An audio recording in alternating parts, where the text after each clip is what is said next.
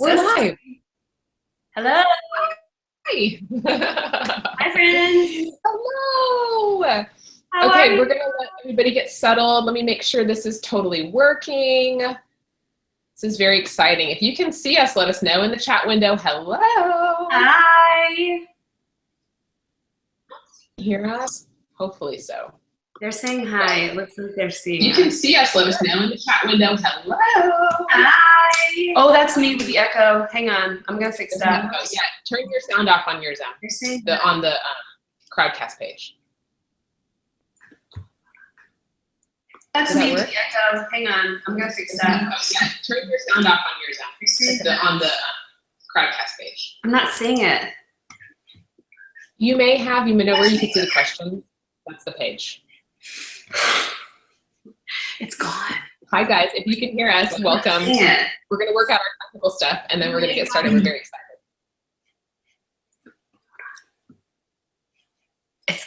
I had it and now it's gone. All good, all good. Y'all introduce, oh, they can hear us, that's great. Y'all introduce yourself in the chat window if you can. Introduce yourself, tell us where you're from. I'm always amazed at where people are from. Oh, they can hear us.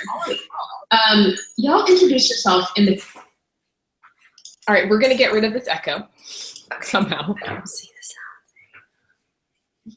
If you have two windows up, maybe that's it, Em, I don't know. Oh, you know what it is? You may need to use earbuds because you're hearing me.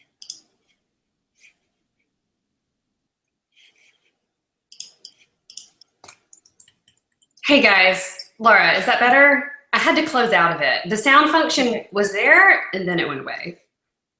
Okay. Are we doing okay? I think we're doing okay. My window's frozen. I see you okay. I had to close out of the Crowdcast. It was doing a funky sound thing, but I see you. Hi. Great. Never a dull moment. Can you see us? Are we good? We're gonna give people like 2 more minutes to get ready and then we're gonna get going.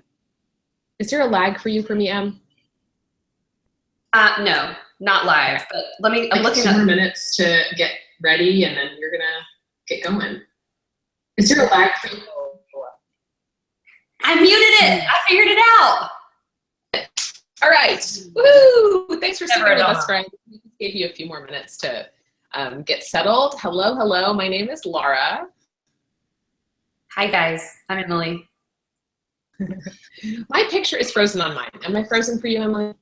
I see your logo on mine, but now I see your face. But yes, you're frozen. Am I frozen? Hold on. Technical problems. Pause. Hey, friends. How's it going? Tell us where you're from. Hi, everyone. Oh my gosh, so many friends here. Hi, guys. Am I lagging at all? No? I'm good. Okay. Hey, everyone. Get off the internet there.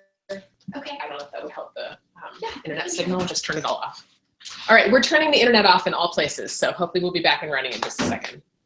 2016 is being defined for me as the year of the internet problems at my house. Yes, the year of the internet problem. We have had more internet. We were without internet for like 3 weeks or something crazy for a little while there. Not fun when you run a business from home. No, it's not. It's not. You can hear me in real time. You just can't see me, Em, right? I see you now, but it's lagging a little bit. It's lagging. Okay. Well, they're shutting off real the internet. time. Good. Cool. Okay. Sorry, friends. Hey, We have so much good stuff to do. Okay, I'm gonna quit and come back. All right. It works. Hey guys. While we wait for Lara to come back, tell me a little bit about your 2016. How has it been? We're going to talk a lot about goal setting and planning and organizing for next year. I can't believe it's December 1st. Can we talk about that first? Really? That's crazy. I opened my planner today and I was like, I can't even handle this. I need to just close it. Okay, are we good now? Yes, we're good. Hard year. We're talking about 2016. Everyone's just kind of giving their little update on how it's been. Can you see me? I see you. Yep. Okay, great. Great. I think we're good. All right, you can see my video. There's a big lag between Crowdcast and what we're actually doing, so I don't see you yet. You're still out. Now you're there, and there's no lag. You're good. Hey, yay! Excellent. We're good. Great. We're good. Great. Okay, we're gonna get started. Thanks, guys. So welcome, everyone. We are very excited about this. Emily and I have been just itching at the bit to share some good things with you because we have had a lot of change happen in both of our lives in the last year and like big shifts. So we have a lot of new things to share with you today. We only have about 30 minutes to share it with you though, so this is gonna be a very short time, so please take notes. And there will be a recording that will be sent out to your email after this, which is really exciting. We have some surprises for you at the end of today too, so just stick with us. Amber from my office, Amber Housley is gonna be, she already is, if you haven't noticed, in the comment section right now, answering any questions that you have, but if you have bigger questions for us, for Emily and I, put those in the ask a question box and we're gonna answer those at the end. All right, Emily, take it away. Hi. Excuse me. I have two babies sleeping upstairs. They sleep right above this room, but they sleep through a train, so thank goodness. Well, my name is Emily Lay. I am a wife, a mom to 3 small children. I have a 6-year-old and 2 almost 2-year-olds. Did I say 6? I said 6. He's almost 6. Wow. And I have 2 almost 2-year-olds. And I'm the creator of the Simplified Planner and also a new author of Grace Not Perfection, which is crazy to say, it just came out. And I really just, I really believe that a lot of life we can overcomplicate. But I also believe a lot of life is very complicated and there's nothing that we can do about it. I have had a crazy year with all the things, like all the good things, all the hard things, just all the things. It's been very, very, very busy. And as we, wind down and start to look toward next year, I am looking forward to some rest over the holidays. We don't have any big plans other than to watch a lot of Christmas movies and take a lot of naps. That sounds good. That's me in a nutshell. I love it. And I am Lara Casey Isaacson. I am a sort of new mom. We have a 9-month-old and we have a 13 or 14-month-old. I'm a mom to 3 and I am the creator of the Power Sheets, which is an intentional goal uncovering system. And I'm also the author of the book, Make It Happen. And those are lots of things that I do, but they've all come out of really challenging seasons in my life that have taught me a lot. And they've taught me about faith and God and family and what matters. And Emily and I, before when we were prepping for this time with you guys, we were talking about how sometimes the phrase what matters gets overused and we start to really not know what that means. And it is very specific to each person. And we are gonna talk about that today. We're gonna talk about what matters to each of us individually and how you can uncover what matters, because it is very central to understanding how to organize your life, how to focus your time, and how to streamline and simplify. So that's me in a nutshell. Yay. All right. Well, where should we start, Laura? Okay, sorry, I forgot you don't have the notes. No, sorry. I'm just following your lead. My printer's not working. That's okay. Tell everybody how we met and our story really quick. Okay. Oh my goodness, we met a long time ago. Well, Lara and I are both from Pensacola, Florida. It is a small town in the panhandle of Florida. And we did not know each other, but we grew up about 25 minutes apart, which is very funny looking back. Lara was starting her event planning company. Wow, that seems like another lifetime ago. Yeah. And yes. Yeah. And I was working at a magazine that was publishing a wedding edition. And I remember hearing about Lara and just being very intrigued by this woman who was kind of carving her own path and not following the path that was set for her. She was following the path that she felt like was her calling. And I was just very intrigued by her. And I remember I moved to Tampa when I got married, and I decided to start my own company and had been following Lara and applied for a scholarship to the first Making Things Happen conference. And I was chosen and got to go, and I met women and men who have become dear, dear, dear friends at that event. And I met Lara there. And we just instantly connected. And I guess it was about a year later, I joined her on the tour with Gina Zeidler, one of our best friends. And we've traveled all over the country. We've traveled to crazy, crazy places, been in many, many airports together.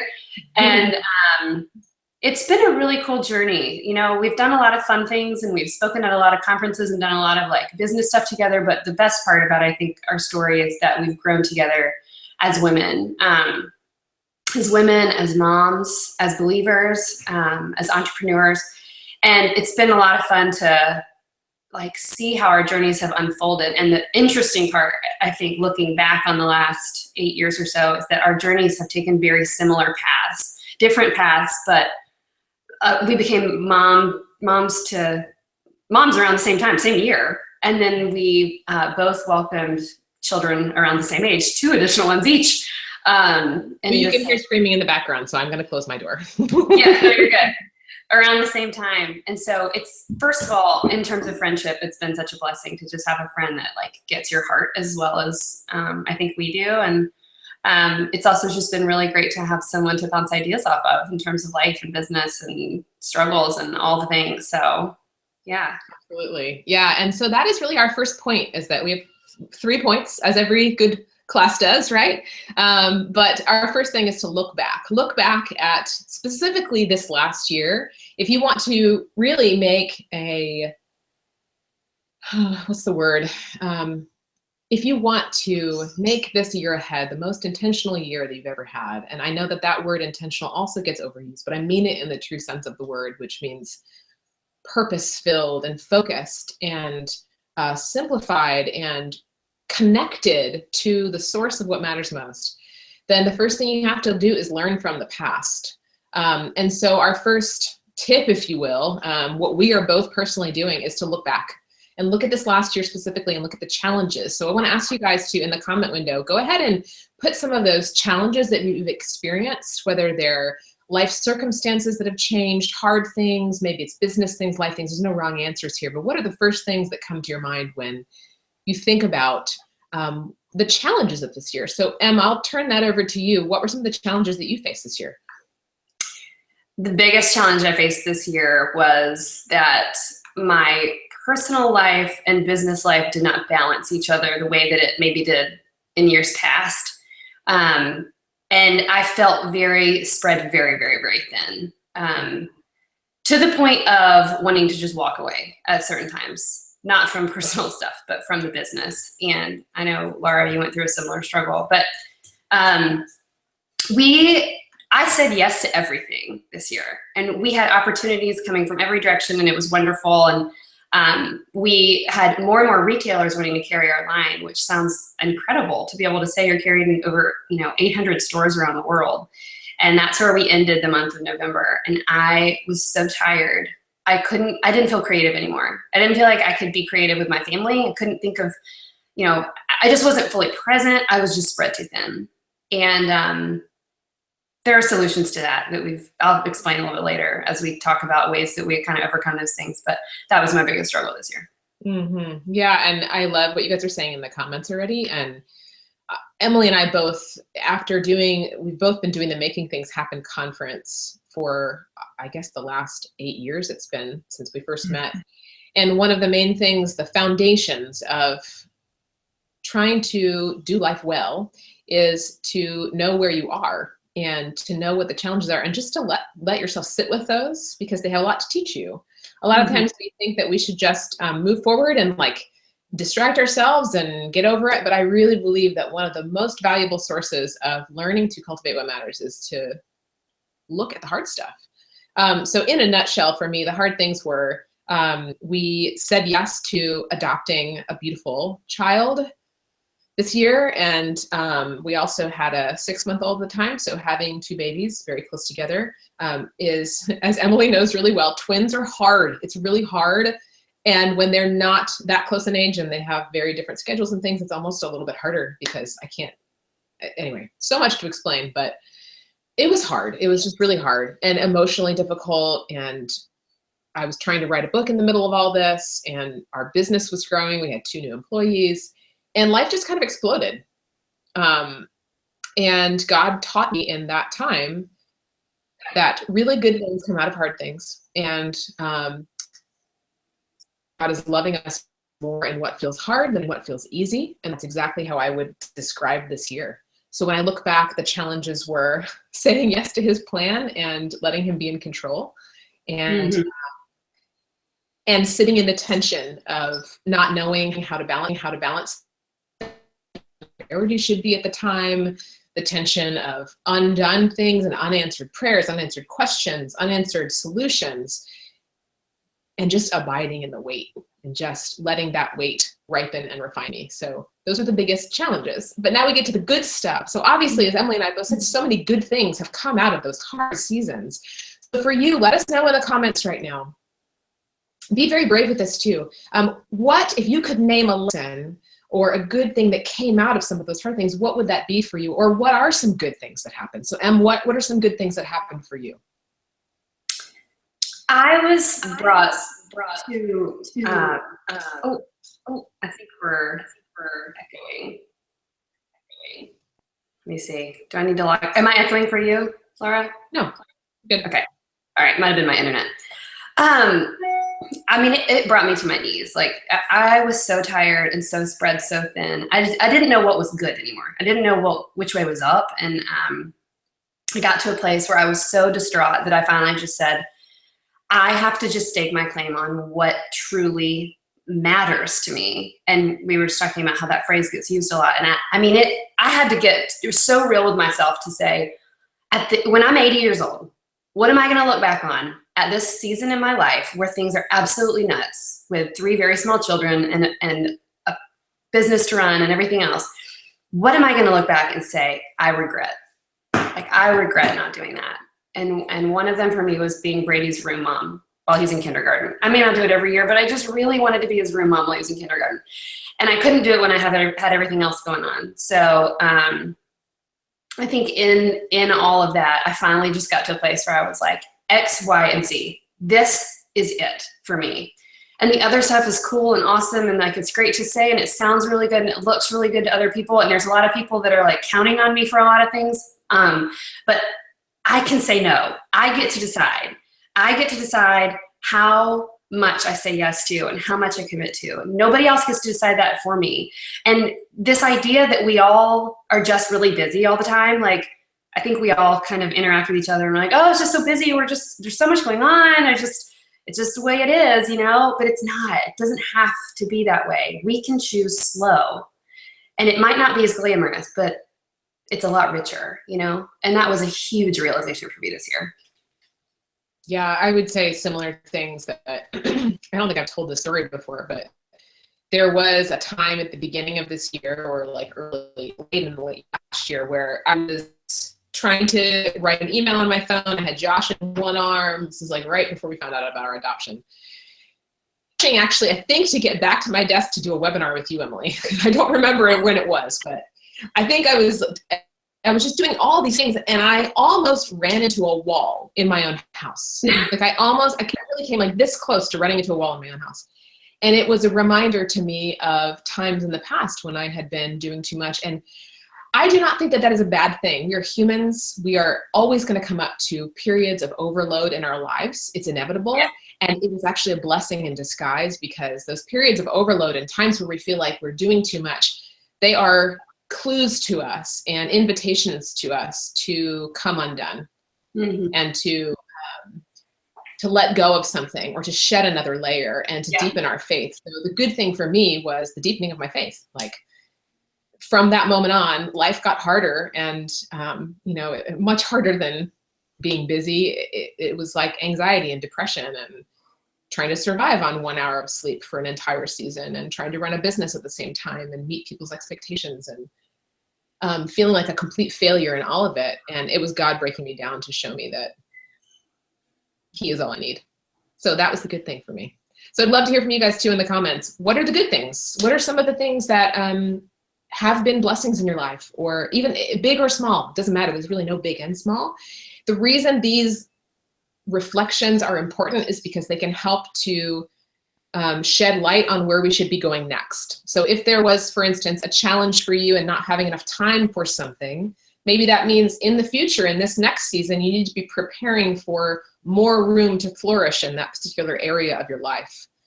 Many of you in the questions, we were reading through them before, talked about exercise, for instance. So if exercise and your physical health and well-being is something that did not get enough time and attention, then maybe that is an area that you need to focus on in the new year. But the question is how, right? So we're going to get to that. The next question is, where are you now? How are you feeling right now? So we've talked about learning from the challenges of the past and identifying the good stuff and the hard stuff. Where are you now? What season are you in right now? And Emily and I have both talked about the different seasons of our lives. And the reason we use that word is because seasons are just seasons.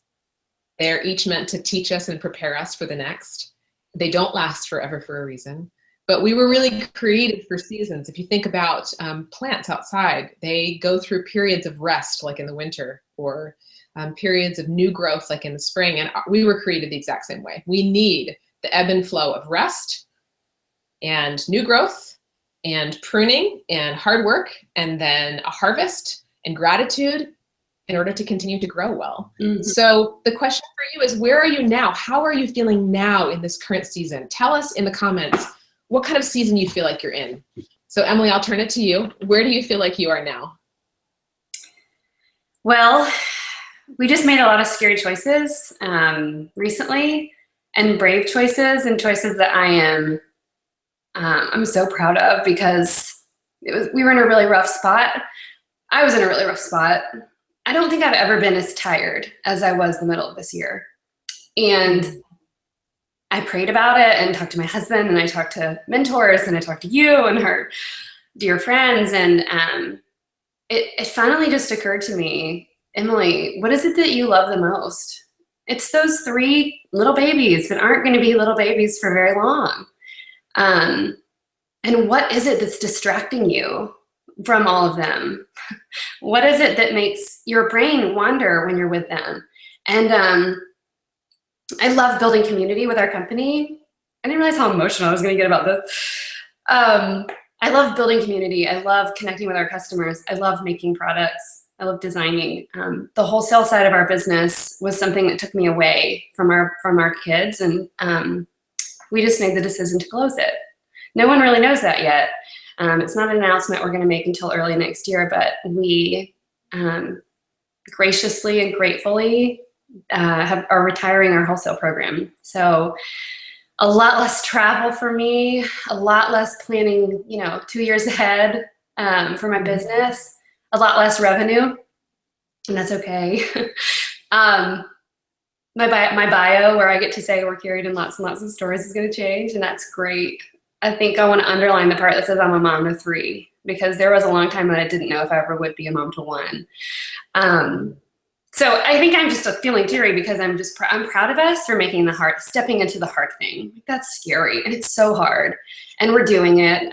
We're still, for anyone who's wondering, we're maintaining partnerships with our 5 top retailers that we're going to keep working with, but we're going to really be focusing on our company next year, and I'm going to be spending a lot of time just focusing on creating a home that's full of joy and that is good for my kids and helps them be their own creative little selves. I feel like I'm focusing a lot more inward lately, inside the walls of my home, more than I've focused in the past few years. And I think, like you said about seasons, I'm moving into a new season. So this last season has been one of lots of choices to make, good and bad. And I'm moving into a season that is slower and richer and more meaningful. And I've even since making those decisions, I've noticed like I talk slower and I sleep better, and it just feels like a fresh start. Like I can breathe a little bit. So I know not everyone is having to choose, between 800 stores in their life. They're having to choose between, am I going to say yes to that commitment of serving on that committee? Am I going to say yes to taking on these extra projects at work? Am I going to say yes to, lots of nights out? Am I going to say yes to tons of travel? There's things that we say yes to in our lives that also mean we're saying no to something else. And I think I've just reached the season where I'm ready to make changes in what I'm saying yes and no to. Yeah, I love everything you said. Praise God for that. That's awesome. And feel similarly that the season that I am in right now is a season of, like you said, it's a season of slow, a season of listening.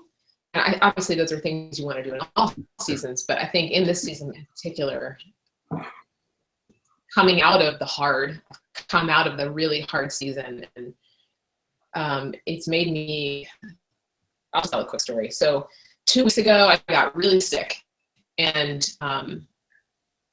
it wasn't viral illness. It was like Emily knows because we're on this text group with our Making Things Happen friends, but it was really hard. Like my brain was affected and I was depressed, and I knew that I wasn't thinking clearly because the sickness was like through all my organs. And there's nothing like being faced with your own mortality to kind of shock your system into realizing what matters. And I never felt fearful in that time. I always knew that God was taking care of me, but I felt really grateful in that. It was kind of a strange thing to say, but in being really sick, I was like, it's maybe too much information. I'm sitting there in the hospital bed they did my IV wrong, and there's like blood dripping down my arm. And I actually felt really grateful to be there. I just felt like, wow, God, you knew that I needed this time to step away and to be away from the internet, to be away from work, to come back to you, to the source of gratitude and contentment, in order to do what he had me do next, which was in the last week, I've basically rewritten a book, totally by his power and grace. And it has been awesome. Like I've just been in the zone trying to finish this book and feel like I finally got some good words. So yeah, that was really long-winded, but that is where I am. I'm coming out of a season of hard. I feel like there's lots of fruit that has come from that season. And if you're in a season of hard right now, I would just encourage you that good things will come out of it. Times of refining and pruning and heat and all kinds of stuff are good. They grow good things in the end. So remember, it's only a season and God is with you. Okay, moving ahead, the third things. We've talked about looking back and learning from it. We've talked about what season are you in and just letting it be. I say letting the dirt be dirt. Like we are just like flowers. We grow through the dirt, through the mess and through the hard stuff. That's where we grow. And so next is to think big picture in order to simplify. Think big picture in order to simplify. So Emily, you already proposed this question. You said, when you think about where you want to be when you're 80 years old, what is going to matter to you and what is not going to matter to you? So I would love to hear your answers in the comments right now. Let us know. If you were to imagine, maybe it's when you're 80 or maybe it's even a year from now, looking back on this particular year that you are about to live, what do you want to have spent time on? What do you want to have grown? I'd love to hear from you guys in the comments. And also in that same breath, what do you not want to have spent time on? What do you not want to have grown? Just imagine, if you could imagine 1 year from now, looking back, what would you want to have spent time on? So Emily, what is that for you in just a few words? Oh man, I want to look back and know that I left a legacy with my family. I was named after my great-grandmother, who was my dad's maternal grandmother. And her name was Susan Emily, and I was Emily Suzanne. And everyone said that when they met her, when they interacted with her, that she was just a light, that she made them feel welcomed, and she made them feel like connected to God in a way that in the way that she spoke, in her presence. She was a single mother in a time where there were no single mothers. She was very brave and strong. And I look at her, well, she passed away before I was born, but I hear of her and I think, I want that. I want my children and my grandchildren to say, I knew Jesus because of my mom or because of my grandma. That's it. I don't think there's any better thing for me to say that I want my legacy to be, but I want my kids to say that they knew love. They knew true, unconditional, real love because they knew me. I love that so much. Yeah, and the same Same with me. I think about the idea of legacy and what's going to last. Like, what are the things that we're spending time on that are actually going to last in this life? Mm-hmm. And it's not to say that, things are bad, or like our jobs are bad, or like the possessions we have are necessarily bad. They're not. Right. But are we using them on purpose? Are we using them for good things? Are we using them to sow seeds that are going to last a lot longer than us, like you said with your grandmother? I mean, she obviously planted seeds in your life through your mom and your parents that were passed on to you. And I feel the same way. I want to be leaving a legacy that changes generations. Mm-hmm. So the next question for you, Emily, is what matters to you, and how did you uncover that, and what are you doing about that? Really, the last part of the question is what I would love to hear is, what are you doing about that in this coming year? How are you preparing for that? In the next year, I'm really slowing down. I just signed a contract for a second book, so I'm working on that. But I'm going to take it a little slower. I'm going to take a little, I'm going to try to give myself a lot of grace in this season and time to rest. Responsibilities are never going to go away. Commitments and work stuff's never going to go away either. But for me to have those commitments and still take care of myself, that's what I'm going to do. And I'm always, I've always said that the way I figured out what really mattered to me was that if it brings me to tears, there you go. And that for me is my family. And I think a lot of the reason it brings me to tears is because we struggled with infertility a lot, and I didn't ever realize I was going to have 3 kids. So it's kind of a miracle.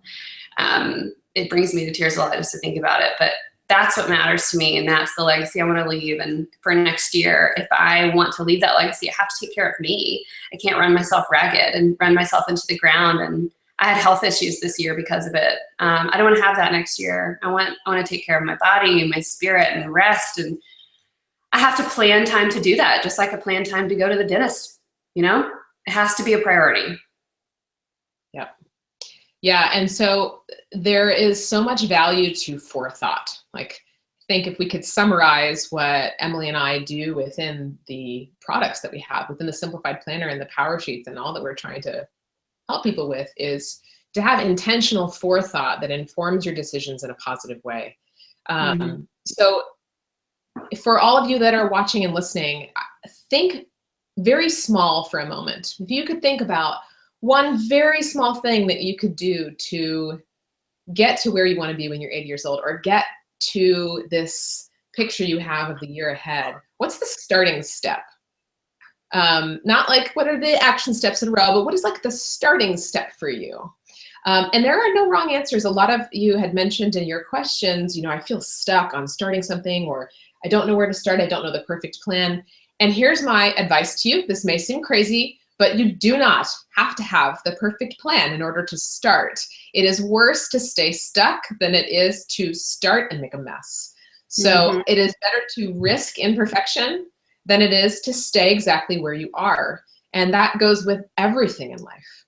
Not to say, again, that intentional forethought is not very valuable. It is. Making prayerful, wise, you've talked to Emily too about making decisions with a lot of counsel, and that is very important. But there comes a point where you got to take action, and you just got to get to it. Yeah. Rip the Band-Aid. So we're going to answer this question for us too, but I'd love to hear from you guys in the comments. How are you preparing for an intentional 2017? Some of the practical things that we're doing, we just, as a team, we have 9 of us, including myself, and we do the Power Sheets, which are, like I said, an intentional goal uncovering workbook. I have one right here. Very excited about them. We did them as a team. We do them, I think the last 3 years we've done them. And that really helps us all to get on the same page. And it was surprising. We went through them 2 days in a row. And when you really evaluate what has been working, the challenges, and what matters, you may be very surprised by the goals that come up. I think that we started that process thinking that our goals would be one thing, and then realized after focusing on what matters that they weren't those things. It's not about doing more in your life. It is about doing the things that matter, the things that are directly connected to that picture of where you want to be when you're 80 years old. So practically speaking, as a company, as a business, we've done our Power Sheets. We have a very clear direction of where we want to go. New in the Power Sheets this year is instead of action steps, we have starting steps, because The hardest part usually is starting something. And then we take the next step, which we'll talk more about in a minute, which is putting these things into practice and putting them in our simplified planners. All of us use a simplified planner, not just because we love Emily, but because it's actually a great planner. And then we do something about it. So practically, that's what we're doing for business.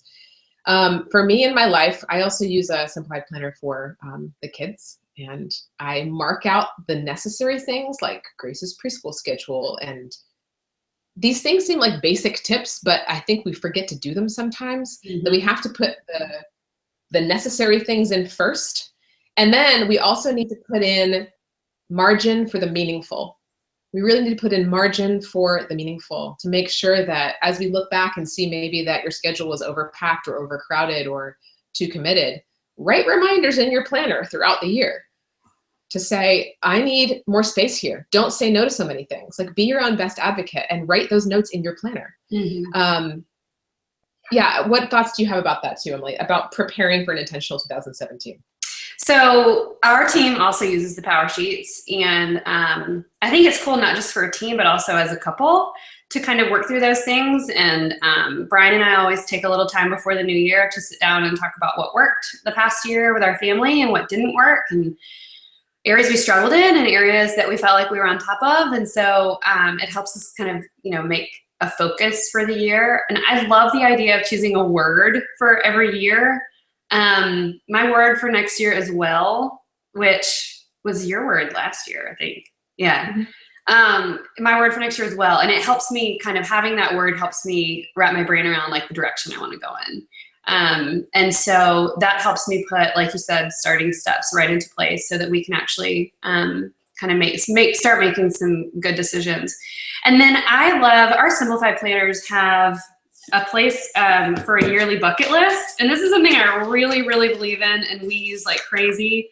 The yearly bucket list, you write down the fun things. You want to look back at the end of the year and be like, we did these things. We took a family trip to the zoo. We had a movie night. We did, if there's specific holiday things that you want to do, write those down. And then you can actually put them on days. Like, I really believe in scheduling, just like you said, the meaningful things, just like you would schedule, go to the dentist or take my kid to the pediatrician. And so we schedule all those things. And then every month I go back and look at it and I make sure that those things are on the calendar, that we've made specific plans to make this happen. And I'm married to, Brian's like my total opposite in many ways, but he's very like, I need ample warning. If we're taking a family of 5 to the zoo, I need like 2 weeks to mentally prepare for that. So having it on the calendar helps him get a little like warmed up, and then we're all ready to go. So I put all that stuff on the calendar, and practically it just helps me so that when I look back at the end of the year, I can say, okay, like we did the fun things. And you have to do that with a lot of flexibility, caveat. You have to do it with a big hug of grace and lots of flexibility, but I think it really helps. Yeah, and actually it's a great point, is that a lot of you mentioned that you struggle sometimes with the flexibility of it. And that is why it is important to continually evaluate where you are. It's not a once a year thing. There's nothing magical about January 1st.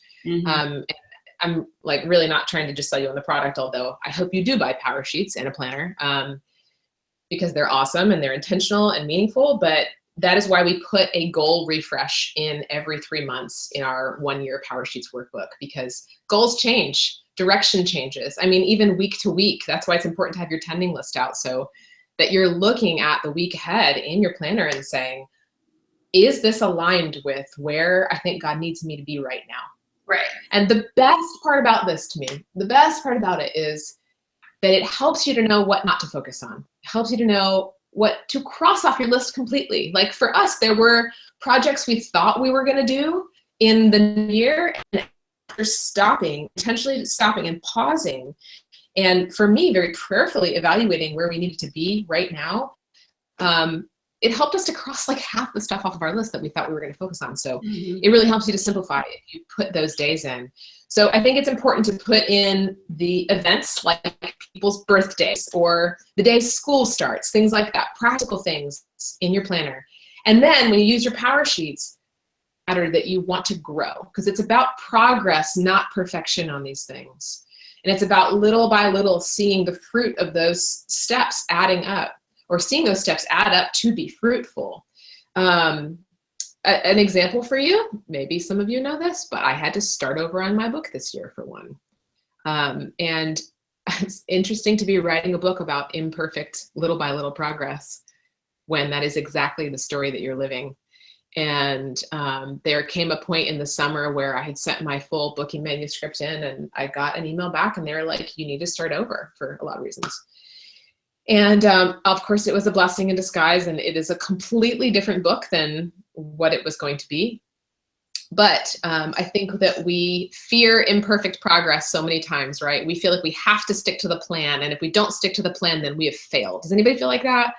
And it's just the opposite. We were meant to grow and change through seasons. Like our goals were meant to change. Our plans were meant to change because we change with life. So if your plans change, or you feel like something's not important to you anymore, then celebrate. Like, celebrate the fact that you're growing and changing. All right, we have a few minutes left. So Emily, tell us, what is the best thing that happened to you this year? And I would love to hear from you guys in the comments too, as Emily's answering. Oh my goodness. I knew I was going to have to answer this question, but I didn't prepare anything. Okay, I have a lot. I'm going to choose one. Hold on. I'm going to choose one.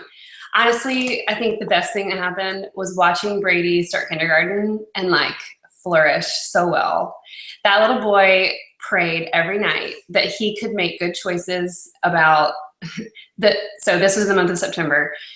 The value of the month was integrity. And he would pray every night, like, dear Lord, please let me have integrity so that I can be Wolf Cub of the month. And that was student of the month at school. I mean, he prayed like fervently to be Wolf Cub of the month. And the best thing that happened to me this year was when I sat at the student teacher conference at the end of August, and his teacher said, I have not told Brady, but I wanted to let you know that Brady is going to be selected on Monday as student of the month for integrity. And I just started sobbing. And Brian looked at me and he was like, are you really crying? But I was so proud to see that your kids are taking away and learning and becoming what you hope and dream for them. Is there's no other feeling. There's nothing better. So that's it. That's the best. I think for me, it is definitely letting go of control. There was a time in the later summer, after this really hard season of 2 kids and just basically life exploding, that, and it really wasn't about the kids, by the way. We have wonderful children. They're healthy and awesome, and there's nothing wrong with kids, but it was us. Like, it was our need for control, and specifically me trying to hold on to control of my life and the house and my work and my schedule and my time, and like sanity with no sleep and no time. And there was a moment, really, it was more like 45 minutes, but where I was having heart palpitations. And I remember texting you guys, Emily, and just saying, hey guys, I think Ari might take me to the hospital. You know, I don't really know why I'm having these heart palpitations, but it's a little scary.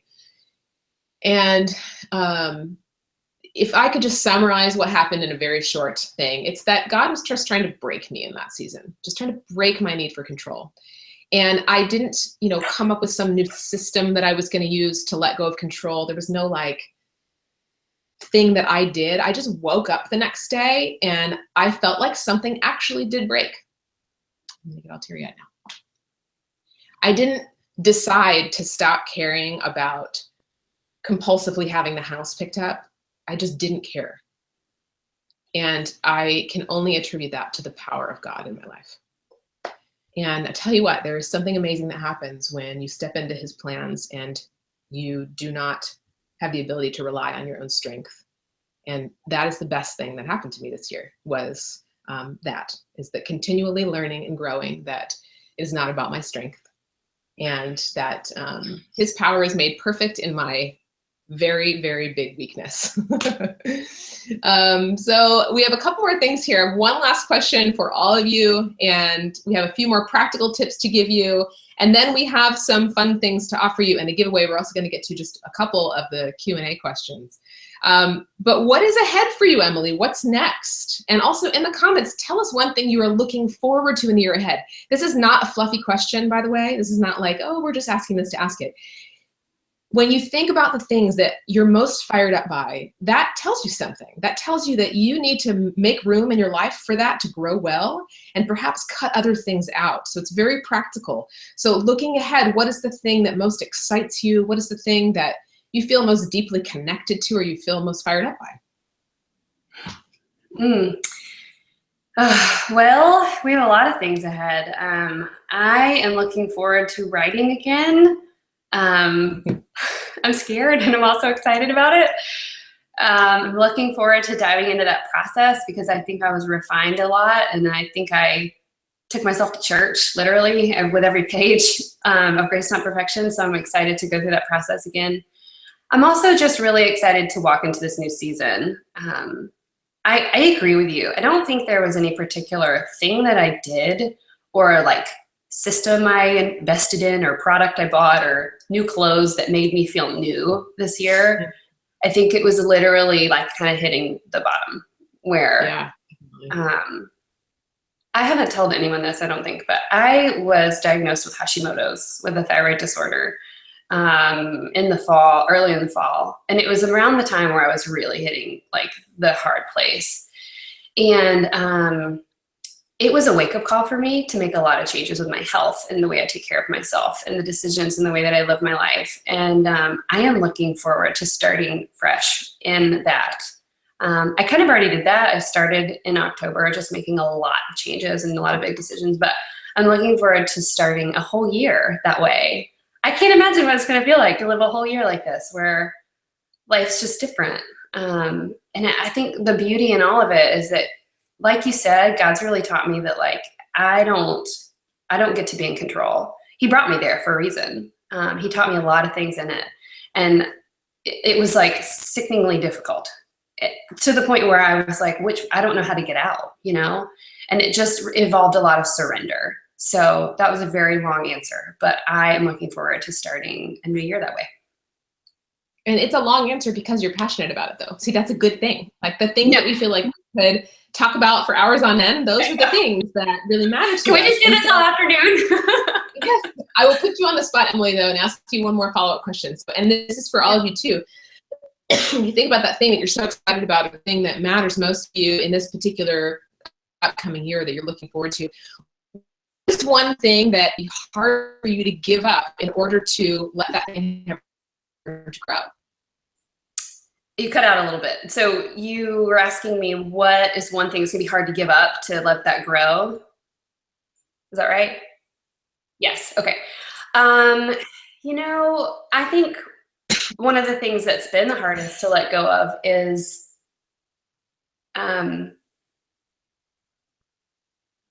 it's hard for me to be still. It's hard for me to be. I like being busy. I like having lots of things going on. Running on adrenaline has just kind of been what I've done for the past few years. And as a new mom, I think we can all, you know, anybody can relate to that. As any woman in any season of life can relate to just being busy, and that we like feeling needed and you know, doing all the things. But it's difficult. It's been difficult for me to give that up and sit in the stillness, especially in the evening. In the evenings, I want to like pick up and organize things and like do stuff. And when I found myself lately sitting down and like reading books, and it's like food for my soul to do that. So I'm learning to be still, and that's hard. It's hard to give up being addicted to busy. Mm-hmm. And for those of you that are answering the comments, like that thing that you feel like is going to be difficult for you to give up, is it going to be worth it for you to give that up? And I think, I'm assuming everybody is going to answer a big yes on that one. But you really have to weigh like what is worth it to you. And we'll move into the Q&A now and start with the first question. Somebody asked about procrastination. Let me just pull that up. So actually, I don't even have the window up so I can see it. But the question was about procrastination. Yeah. Emily, will you pull that up? Do you have those questions up there? I got it. Can you just read that out? Yeah, Lori asked, can you offer any advice for fighting procrastination and or not following through with goals? Yeah, so I think, and I could be wrong here, but if not just you, but everybody that's listening, when you think about times that you're procrastinating or something that you've been procrastinating on, why do you feel like you've been procrastinating? A lot of the time it is because we fear imperfection in taking action. something, right? We fear that we don't have the perfect plan. Maybe the thing we will do will cause a big change in our lives that we're not prepared for. We fear making a mess. We fear that we won't be perfect at it. We fear starting because maybe we're not an expert. I could go on and on, but these are the fears that I hear so often from women, that we do not start something because we fear that we will not be perfect at it. Yeah. But I want you to remember maybe a time when, if you have children or maybe yourself, like when we started to learn how to ride a bike. The moment we got on that bike, no. But I could see even with Grace, like she continued to want to get on the bike no matter how many times she messed up or how frustrating it got, because she just knew in her head that she wanted to be able to fly on that bike. She wanted to feel the freedom of being able to soar on her little bike with the training wheels, you know? So she kept going. Imperfect progress. We were created, and we were created imperfect on purpose by a very good and knowing God who knew that we would be imperfect and we would need him in order to do life well. So imperfection is a prerequisite for cultivating what matters and really living a meaningful year ahead. That's good. Write that down. That's good. It could be fear of perfection. It could be fear of not being perfect. But also there's two things that come to mind. It also could be that you actually do not have time for that thing in your life, or that thing doesn't really matter to you. Amen. That's what I was going to say. Times when we make these like extraneous goals that sound good, like Emily and I've talked about this and both experienced this many times in our lives and businesses, where we have done things and realized in retrospect, oh, I did that because I was comparing myself to somebody else, or I did that because I thought it sounded good, or I was trying to keep up. And that's when things don't happen. We procrastinate for a reason, because maybe we shouldn't be doing that thing. So yeah, any thoughts on that, Em? No, I was actually going to say that very thing, that I think sometimes procrastination can be because of fear, that we're afraid we won't get it right, or we're afraid it's going to take over our life if we step into it. I think we have to give ourselves a lot of grace if it's the right thing to do. If it's not the right thing to do, then if we keep putting it off, it might be because it's not right. We had a product idea, business-wise. We had a couple product ideas this year that we kept tossing around, and we kept discussing them, and we thought they were right. We really thought they were right. And finally, we were like, why can't we move forward with this? And it was because it just wasn't the right thing for us to do. It didn't fit our core values. It wasn't the right thing. So the reason that we hadn't moved forward with that, there was a reason for it. It wasn't the right move. So it just takes a lot of discernment, I think, to say, gut check, is this the right move or is it not? That's a good point. Also, a practical point in that is to get some wise counsel from someone. Obviously, for me and Emily too, praying about it is where we get to the source of whether or not our motives are clear, whether or not maybe something else is distracting us from that thing. We're comparing ourselves, we're having fear, whatever it is. But get wise counsel. Put yourself around people that are not going to tell you the things that you just want to hear, but get wisdom on that. What's the next question? The next question is from Allison. I have such a hard time breaking down my big dreams into action steps, daily and weekly action steps. Well, I can tell you that the tending lists, the tending sheets, and the Power Sheets workbook are amazing for that. It's so good because our team uses them too, the tending lists. It helps you, so the way that it works, you can see on Lara's screen. I'm going to stop talking so they can see it. There we go. I flipped it over, so it's on me now. Oh, okay, good. Okay. So it's the way that it works is you write down your goals, but then you have to like break them down. And it's like a funnel. Like you break them down smaller and smaller and smaller and smaller until it's something you can do in like under 2 minutes. You can do it right now. But it's also things that you need to do monthly, weekly, daily. So you're able to check them off as you go. And it's just nice to have a written down reminder. I'm a big believer in write it down or it doesn't exist. Like write it down, put it right in front of you, or it doesn't exist. You can't like save it in a file on your computer and then file it away because you'll never see it again and it will never happen. So I think it's really useful, and breaking it down and making it something that's realistic, action steps that are real, they have to be realistic. If you give yourself goals and or action steps that are something farther than you can reach, it's just another opportunity for us to just not feel good. Yeah, I ditto to all that. I think that the main reason, like 99% of the time, why we feel like we have trouble breaking down an action step is either because the goal is not clear enough, like it doesn't matter enough to us, because really when it matters to us, the way that we get to that goal doesn't matter. It doesn't really matter as much. The how doesn't matter as much as the why. Right. So I'm gonna say that again. How we get to a goal doesn't matter as much as the why we are doing it. So number one, it's either the goal it isn't clear enough, but also because our action steps are just too darn big. Like you really need to break it down to the minutia, like the tiniest step. And that's why in this year's Power Sheets, we have very, very different process this year that is solely focused on making little by little meaningful progress forward, which includes starting steps. So rather than thinking about the action steps that you have to take for a project, think about the starting step. Like what is the tiniest first little starting step? I'll give you an example. Let me think of one that's about to happen. So, okay, this afternoon, I have to finish 2 chapters in my book for my book draft. And so rather than just saying the action step is to finish chapter 8 and then finish chapter 10, the action step is actually to sit and open my computer. That seems like really elementary, right? But that is one reason why we don't start things, is because we don't break it down enough to that level. It sounds elementary, but we really have to go through the tiny steps. So my starting step is to sit down at my computer. Second step would be to open the computer. Next step would be to go to the beginning of chapter 8 and then open up my notes to look at what needs to be integrated in that chapter. So now I've already visualized in my head, okay, that's exactly what I need to be doing. So number one is to clarify your goal, make sure it really matters to you and it has a why that is connected deeply to something that matters to you. And then number 2 is to break it down, like really break it down. Okay, last question. What's the third question? The third question, can you provide some hints for keeping our goals front and center? How to stay motivated after the initial excitement of setting goals? Yeah, well, this goes into the question of how to use your Power Sheets and Planner together. Like, how do you integrate these things? So the Power Sheets, they give you the plan and help you uncover what matters to give you that. And they give you the starting steps and the action steps. And then the planner, it reminds you to do it. Like it actually helps you to carry that out. Right. So there's a lot of ways that we've helped you with that this year. We made these Cultivate What Matters sticker books purposely for you to use with your simplified planner. There are stickers in here that even say things like, do your Power Sheets prep, get some rest, take a day off, so that you can plan ahead. I just have to show you this one sticker I love the most, which says, put your phone down and drink more water. Yeah, I love that.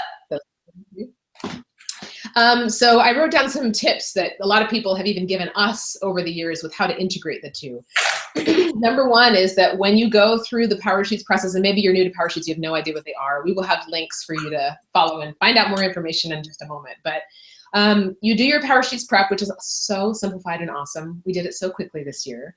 And you get to your tending list that Emily was talking about, which I'll show this to you. And that helps you to uncover your focus for that particular month. And it's so easy. And then this year, instead of checkboxes, we have progress bars. I love that. You take these things, the monthly goals, the weekly goals, and the daily goals, and then you go to your simplified planner and you write them in. So maybe it's that you don't need to tend to something on your weekly goals every day, of course, because it's a weekly thing, but just pick a day.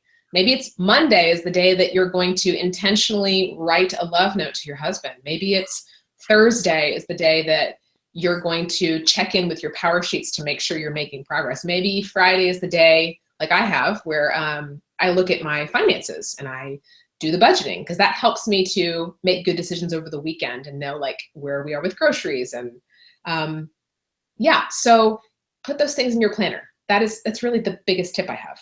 And know too that repetition is key. You may feel like you're writing things over and over, but even this is like a business tip, like the more people hear something, the more they understand a concept of something and the more they're willing to invest in it. So for you, like if you're writing over and over,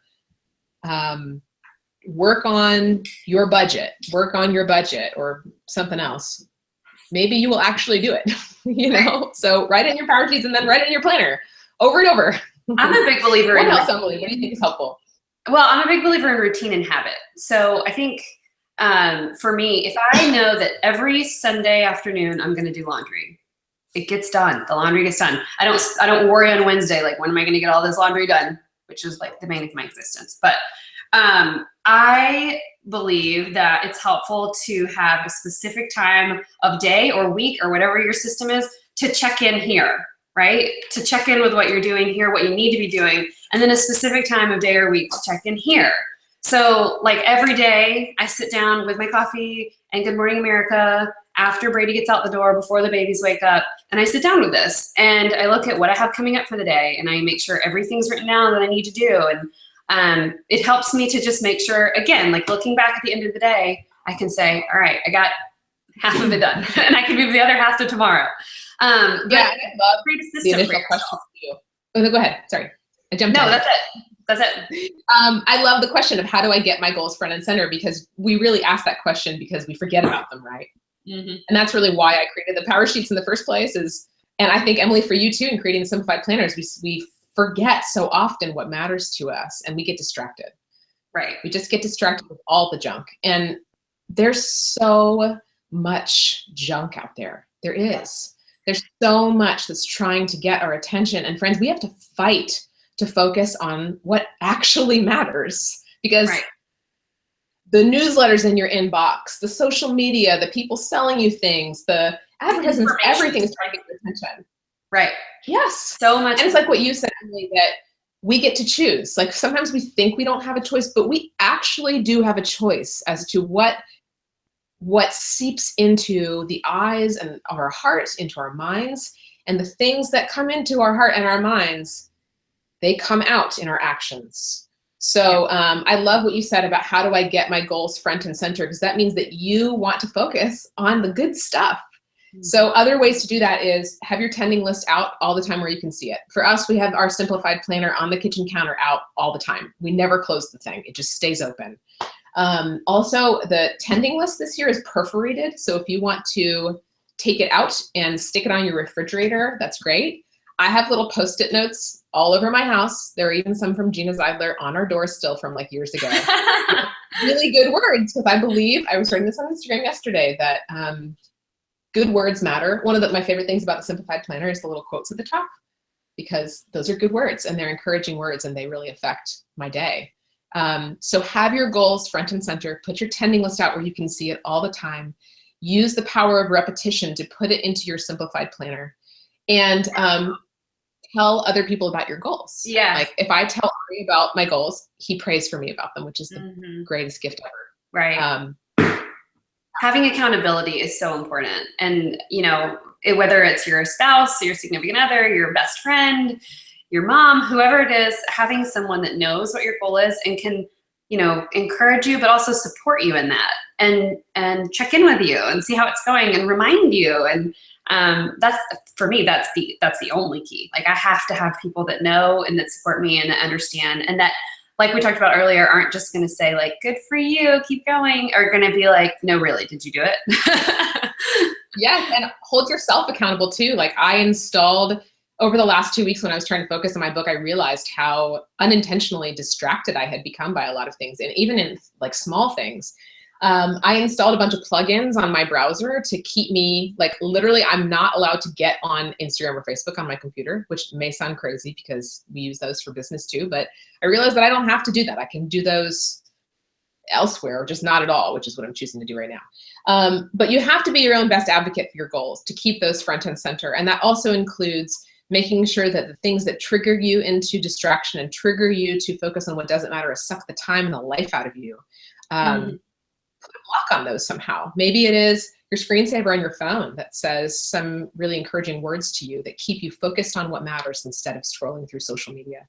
Maybe it is planning intentional times of being away from social media. That actually is a new thing for me this year, that I've realized that there have been several months actually throughout this year and even last year that I've intentionally been off of social media, and how valuable that has been for me. Like even if a life event like a baby or a sickness doesn't happen, I need to plan for that. So, all right, I think we are done with our time now. This has been great. We could just keep going, but there's so much more that we want to share with you. And that's why we created these two products. So If you don't have your Simplified Planner or your Power Sheets yet, definitely get those. We have a couple surprises for you too. Let me screen share real quick. Hold on. And I don't have the comment window up, so Amber might be popping some links into the comment window for this or some other things. So I don't know what's going on here. But let me pull this picture up for you guys to see. Hold on one second. Screen share. Application window. Okay, we have a very special giveaway. So to make your best year yet happen, Amber, if you can pop this into the chat window for everyone. All we need you to do is share this graphic. We're going to post this on our own personal accounts too, so you can screenshot this and then share it. But we would love to get the word out about these purposeful tools that we've created. Now, having said that, Emily and I both strongly believe that you do not need to buy anything to have an intentional year. These are just tools. That's it. So you don't have to purchase these things in order to have a meaningful year. But if you do purchase them, we hope that they really do help you. So the giveaway is that we are going to give you one of each of these things if you share this graphic and share the text that goes with it. So Amber's going to put that into the chat window. We will also put it on our personal Instagrams. This giveaway ends tomorrow at midnight. So this is a very quick one. It's only for you guys, and just share that. And we hope to get the word out to a lot of people because again, there's a lot of junk out there and distractions, and we want to help people focus on what matters. Emily, where can people get a Simplified Planner for 2017? Yay! You can get them at emilylay.com, and we also have lots of retailers who have them right now too. Awesome, that's exciting. All right, and then we have also for Cultivate a very special bundle that we have created. A lot of people asked us about doing another bundle. I'm going to show this to you, but this is just for those of you that are listening in on the webinar right now. Hold on. Here we go. So today only, this is only for 24 hours, you can get the 1-year Power Sheets workbook and the Cultivate What Matters sticker book for $60. They're deeply discounted there. So Amber, I think, again, I can't see the window, but it's going to put a link to buy that in the chat window. And this is, again, only for you guys. We would just love for you to keep this link between us. If you want to share it with friends, that's fine, but just try not to put this on social media. This is only for you guys. The 1-year Power Sheets workbook and the sticker book, which integrates really well with your Simplified Planner too. Okay, awesome. Any final words, Emily? I'm just so grateful to have had the time to do this. This has been so much fun, and I'm just wishing all of you guys a wonderful 2017. And I hope that you get lots of time within the next couple of weeks as the holidays roll around to rest and to plan for next year. Ditto to that. I'm just really grateful for you, Emily, and this has just felt like a great conversation with a very dear, I don't want to call you an old friend. That doesn't sound well. It doesn't sound good. You're not that old. We're getting there. But I'm just grateful. In fact, we were praying together before we started this broadcast with you guys, and Emily said something in her prayer that we're just really grateful for the longevity of our friendship, even in the hard stuff. Like, we've both been through really hard things, and like, we've had disagreements in the past and like hard conversations, but those have all been fruitful. And that's such a mirror to what we hope for your year ahead, that if you go through hard seasons or you step into the mess, like we call it, you step into the tension, that really good, fruitful things come out of that. So I am excited for you guys. I'm excited for your year ahead. Thanks for joining us. Thanks for being so encouraging to each other too.